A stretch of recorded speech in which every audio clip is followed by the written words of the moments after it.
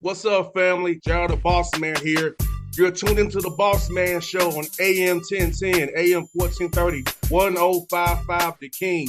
Let the King out at 105theking.com and the Bossman Show at bossmanshow.com. Hit me up on Instagram, The Bossman Show, Twitter at Bossman Show, and Facebook, Bossman Show. It's the Bossman on your radio. Listen to the Bossman Show with your host, JR, Saturdays at 9 a.m. right here on AM 1010, The King. What's up, good people? BetOnline is your number one source for all your betting needs. The latest odds, lines, and matchup reports for baseball, boxing, golf, and more. BetOnline continues to be the fastest and easiest way to place your wagers, including live betting and your favorite casino and card games available to play right from your phone. Head to the website or use your mobile device to sign up today and get in on the action. Remember to use your promo code BELIEVE, BLEAV, for your 50% welcome bonus on your first deposit. BetOnline, where the game starts. BS3 Network, changing the way you watch TV. Yes, BS3 Network, changing the way you watch TV, covering content and hot topics from A to Z, sports, music, society and culture, movie reviews, you name it, we have it. Check it out on bs3network.com or check us out on Roku, BS3 TV on Roku, as well as check out your favorite podcast on all podcast platforms or Spreaker.com/BS3 Network. You are now tuned to BS3 Network.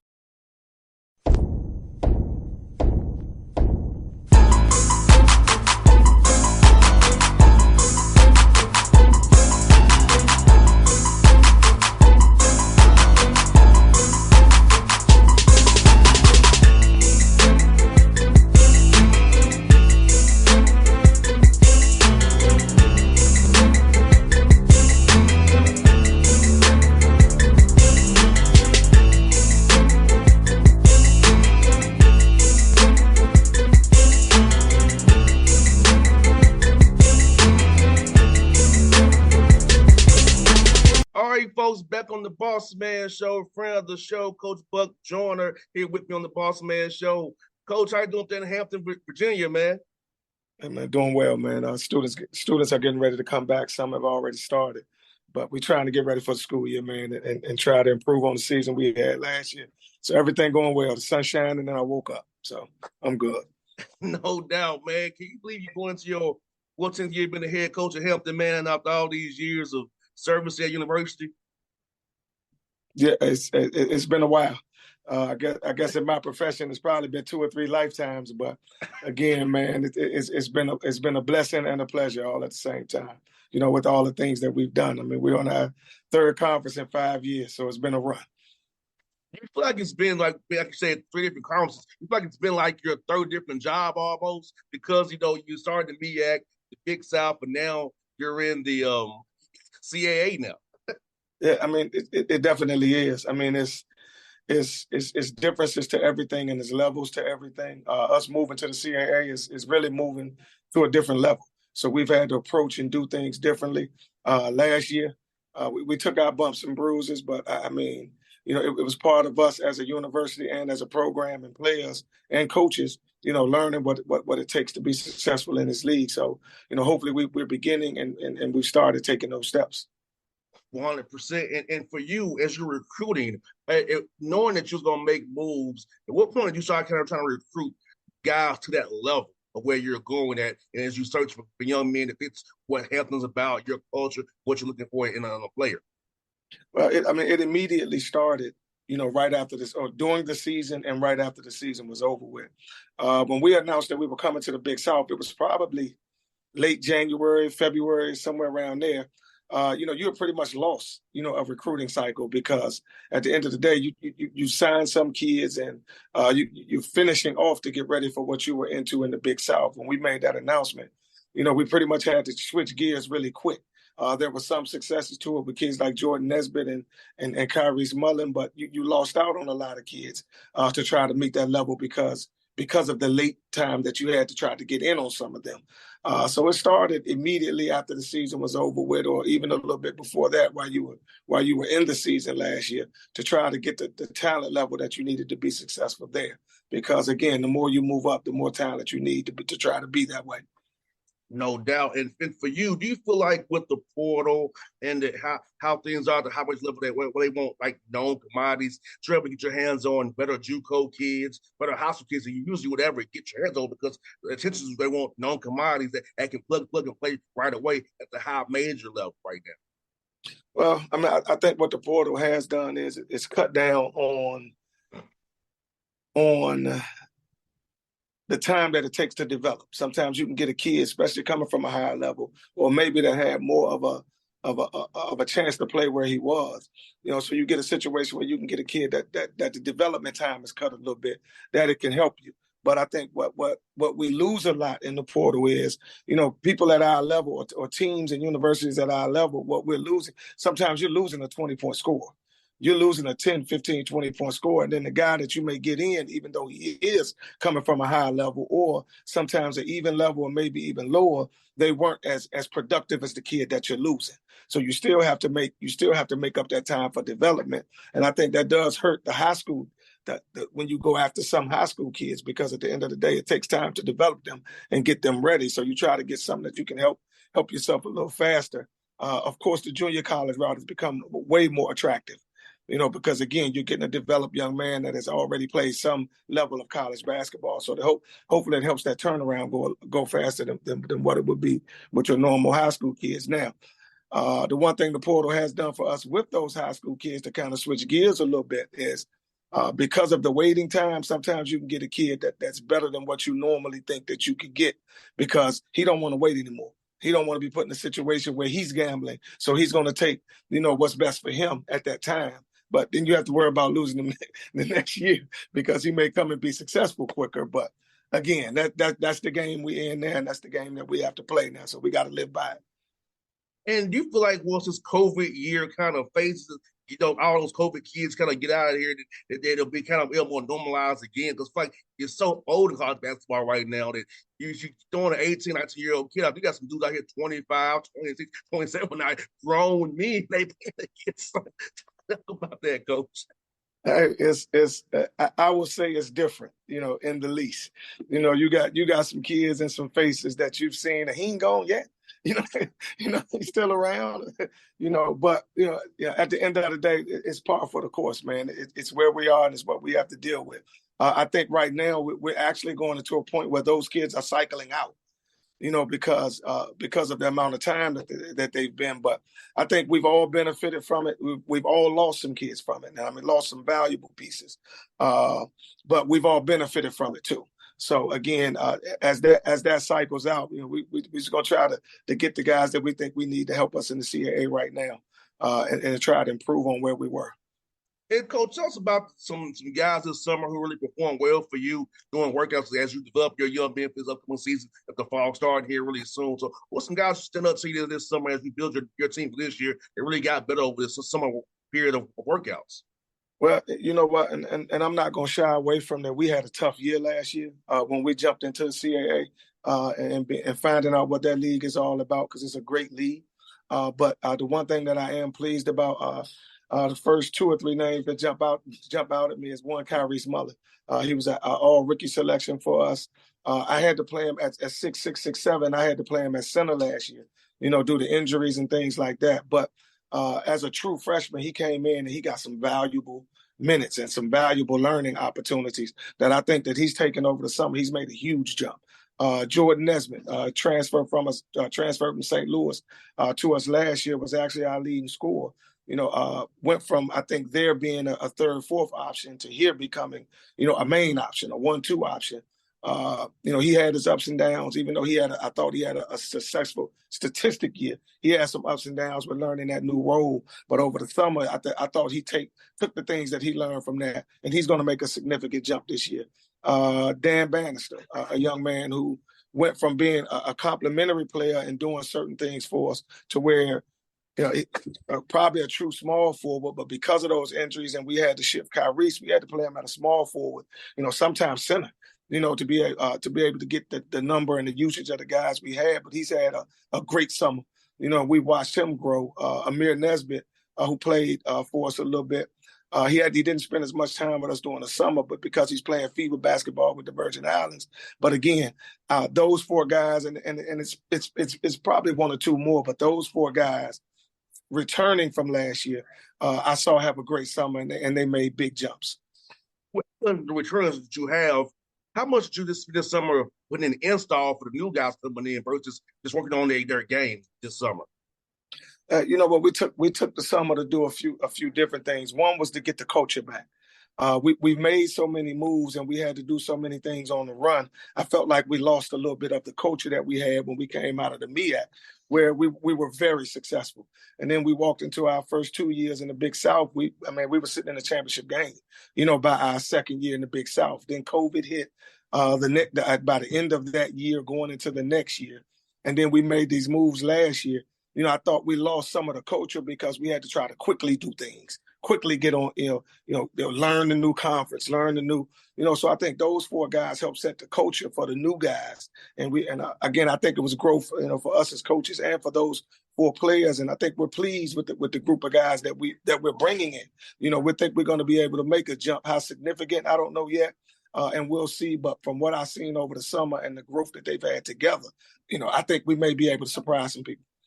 Talk about having that strength coach there, man, to get those young men bigger and faster for this conference, who was guys are bigger and more explosive. So talk about getting their bodies to fight for the conference as well, the CAA. You know what I think? That's probably one of the biggest pieces. The one thing that we learned quick, in the CAA, that was a physical league. We was coming out the Big South and in the MEAC, and that I'm not saying this as a knock. This is a truth. We may play in some games where you're talking about 30 free throws, 40 free throws, all those types. When we walked into the CAA, it was a man's game. It was a physical game where you looking 6-7 minutes left in a ball game and nobody's in the 1-on-1, and then you have to end up teaching your kids to go. You have to go make tough buckets and you have to do things differently. So the one thing that we had to do was put ourselves in a situation where we put the bulk on our guys so that they can be able to take that pounding. You're playing at a high major level of talent, with some of with these teams in the CAA. So the whole gauntlet comes within that. And then you're talking about the physical piece, the conditioning piece, the mental piece, all of it changes. So again, I would applaud our strength and conditioning coach. I thought she did a hell of a job, with putting weight on these guys and putting them in a situation where they felt comfortable that they could be successful next year. Yeah, because I remember being at Tennessee State, we had to play through contact. Now we didn't get calls at the OVC. We had to play through that contact because they weren't gonna give you anything. So we had to learn ourselves, like your guys did. We did just in practice about making bags through contact. We wouldn't get foul calls at the OVC, especially on the road. So it was like we had to do that for us. So your guys go through that, man. I know what it's all about. Your guys had to get used to for sure. And you're talking about teaching a whole different mentality. We had to not, when I say we had to get the culture back, we also had to change some of that culture. We got to play with a different mentality. I thought a lot of CAA teams with the physicality in the league, they put us in situations where we were uncomfortable.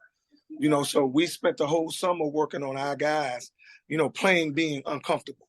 Playing where you have to make. Now we're not going to put the onus on the referee. Put the onus on getting the bucket. Put the onus on being tough for yourselves. Let us control more of our outcome than what we expect someone else to. So we trying to change the whole mentality.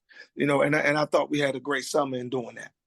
No doubt. You also kind of mentioned for one of your players for Virgin Islands. You're going there for the Virgin Islands. MC, tell us about that, man. How cool it's going to be to take one of your players back home and get your team experience going to the USVI, and you don't need a passport to go there because it's U.S. territory. Hey, man. Well, I think, man, we're going to be in a situation where we're going to play against, some great talent, some talented teams that I think that will get us ready for the CAA. I think us being able to go to the Virgin Islands, I think one thing a lot of people may not notice is that one of our largest alumni bases is from the Virgin Islands. And so Hampton has done well with them from a student, standpoint. And so we would get back to a place where we can go and see a lot of our alumni, on top of being able to play against some top tier talent.